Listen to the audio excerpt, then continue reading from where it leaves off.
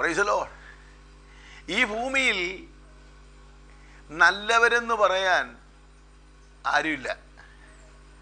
ചില കാര്യത്തിന് ചിലരൊക്കെ നല്ലവരായിരിക്കും, എന്നാൽ എല്ലാ കാര്യത്തിനും അല്ല താനും. നമ്മൾ നല്ലവരെന്ന് വിലയിരുത്തുന്ന പലരും നല്ലതല്ലാത്ത